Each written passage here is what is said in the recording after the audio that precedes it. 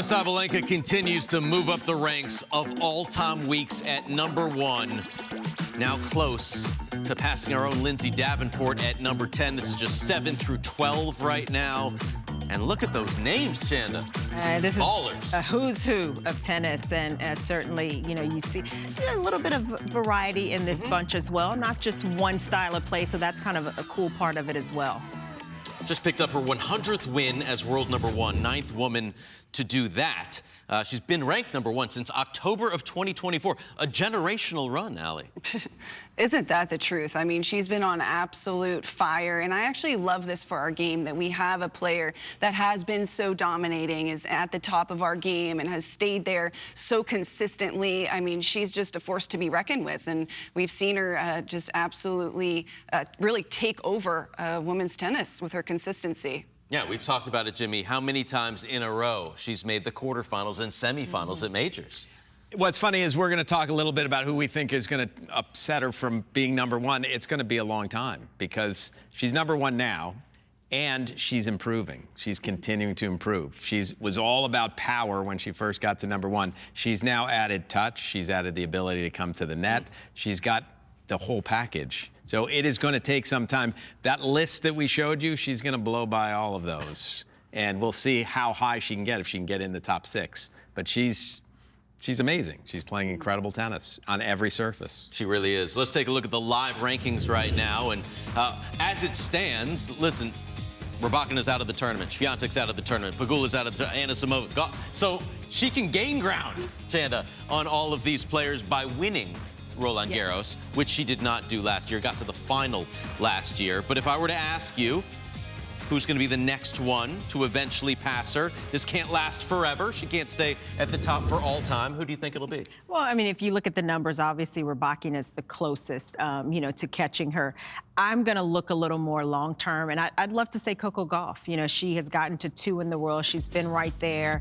She's got some runway. Obviously, not defending her Roland Garros title. Sometimes that kind of is a weight off of a player's shoulders a little bit, and we've seen it in golf where, then she can relax and play even better tennis the second half of the season. She didn't do particularly well on the grass. Maybe that's an opening for her. And then the hard court swing in the fall, that's always where she shines. And if it's not this year, which it can't be, I do think in the next couple of years, I would love to see Coco kind of find a little something during a real stretch of time and get that one spot higher and get to that #1 spot. It's going to happen. At some point, Coco Gauff is getting to #1 in the world. Allie, you've played a lot of these women. Who do you think has the best chance to supplant Aryna Sabalenka?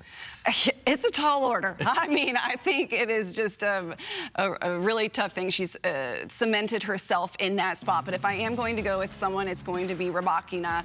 And I say that purely because I think she has the game to be kind of the type of player that Sabalenka is in terms of dominating a lot of players ranked lower.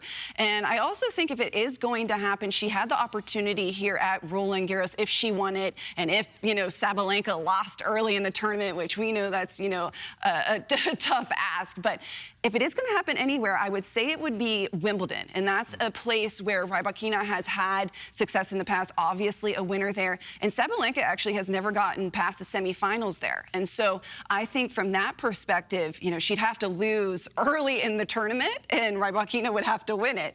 But, stranger things have happened. So from the actual standpoint of being close in the race, Rybakina is really tight with Sabalenka. And if I'm taking anybody's resume of 2026 on this day, June 2nd, 2026, it's Rybakina. She won the only major so far, Jimmy. Who are you taking? Well, obviously, we're all saying first Rybakina. We're mentioning Rybakina because she actually has a chance to pass her. She didn't do well at Wimbledon last year. She won the Tour Finals at the end of the year and then won the Australian. So for at least a few months, she was #1 in the world.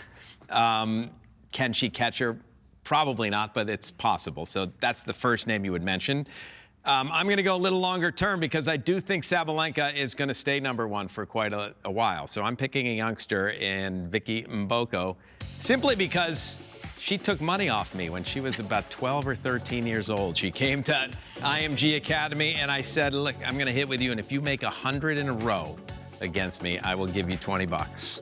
When she got to 90, I started getting a little tight, so I started saying things like, this is when Canadians tend to choke while we're hitting. I'm hitting her spinner, fast, slice. Kept talking all 10 of those last shots. She never showed any emotion. She made it to 100, walked up with a blank face and goes, give me my money.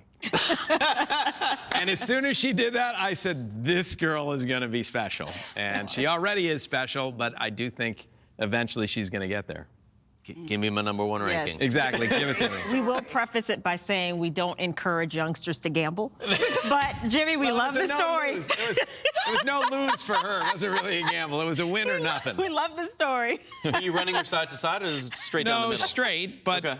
different shots. Yeah. You know, trying to mess with her. I believe it. I think she'll get there as well. I also think Mira Andreeva will eventually get to number one in it's the true. world Okay, at that's some a good point. call. That's a Yes. good call. So.